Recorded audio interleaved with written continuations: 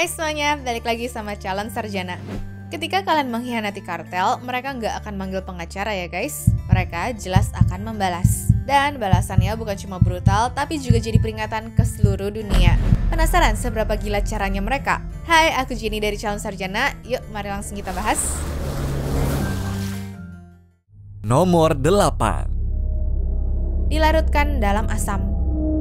Di dunia nyata, kehidupan kartel itu sebenarnya jauh lebih kejam dari yang sering kita lihat di film-film ya guys.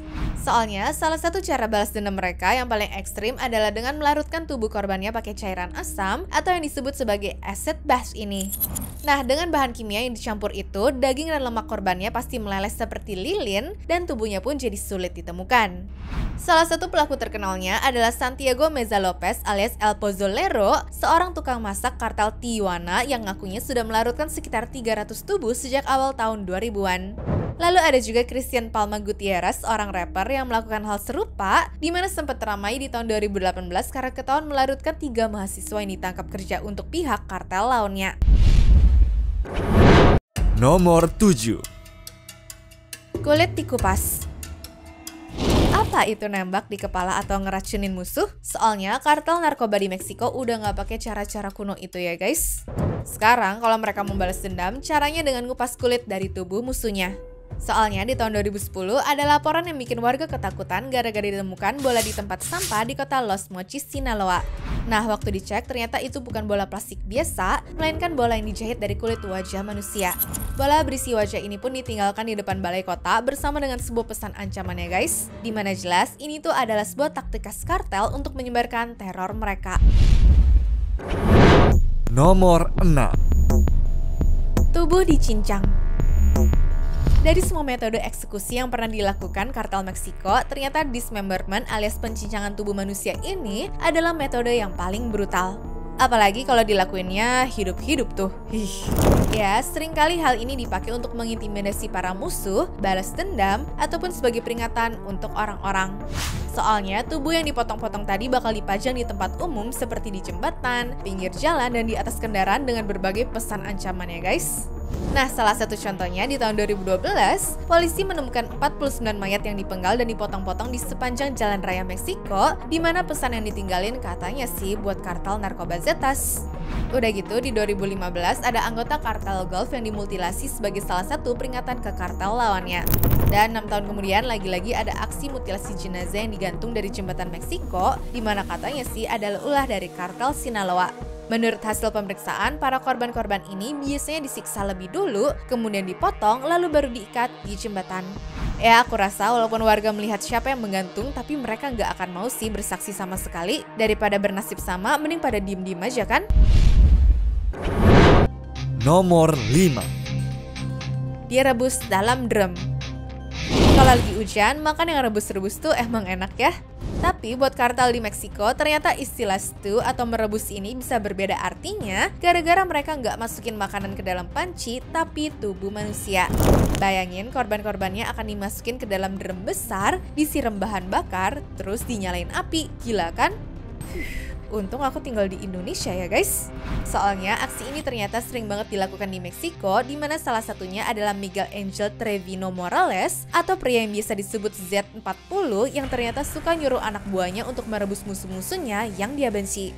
Dan beruntungnya sih bapak ini berhasil ditangkap pada Juli 2013 lalu ya. Nomor 4. Pembantaian di depan keluarga.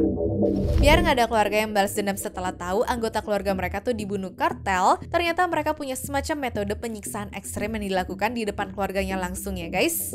Jadi ibarat kakaknya yang bersalah nih, bisa aja adek sama orang tuanya disuruh nonton waktu kakaknya itu dimutilasi hidup-hidup loh.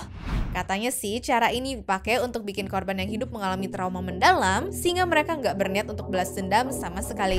Tapi bisa juga si kakaknya ini yang dipaksa nonton waktu pihak kartelnya ini memutilasi adik beserta orang tuanya hanya untuk kesenangan mereka doang.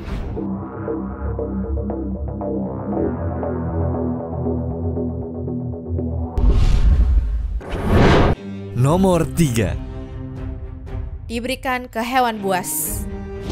Melihara hewan buas di rumah tanpa izin bukan hal yang mengagetkan untuk seorang pemimpin kartel ya. Lagian siapa coba yang mau negor atau nangkep mereka? Nah, masalahnya ternyata binatang-binatang itu fungsinya bukan cuma untuk show off atau pamer ke para tamu doang, melainkan untuk menghilangkan bukti pembunuhan juga. Iya, jadi korban yang sudah disiksa dan dibunuh dengan dimutilasi, biasanya daging-dagingnya bakal dikasih ke hewan buas di rumahnya guys. Biasanya jadi santapan singa, harimau, ataupun buaya. Gila kan?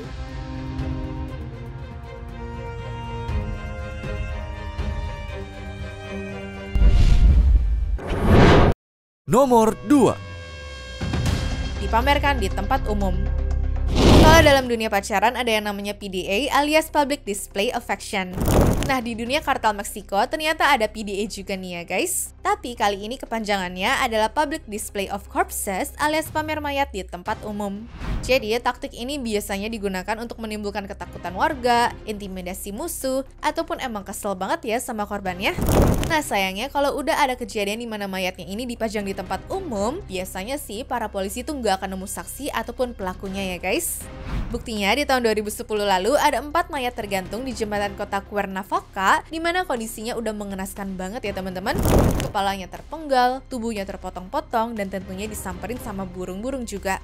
Lalu di tahun 2019 ada perang wilayah antara Jalisco New Generation sama Viagras yang mayat-mayatnya dipajang begitu aja di jalan tanpa rasa kasihan sama sekali. Benar-benar gak ada rasa manusiawinya ya.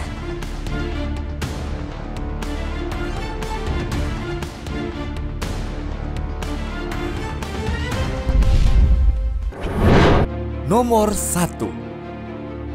Eksekusi gergaji mesin. Dan terakhir ini paling kacau sih menurut aku. Iya guys, gergaji buat potong kayu atau besi itu malah dipakai untuk memotong-motong musuh-musuhnya ini loh. Nah, dalam metode ini katanya para korban bakal divideoin gitu untuk disebarkan kemana-mana. Dan ada juga yang dieksekusi tapi masih dalam keadaan hidup ya. Benar-benar kacau banget kan tuh sakitnya. Anyways, cukup sampai di sini ya guys video hari ini. Sampai jumpa di video selanjutnya. Dah.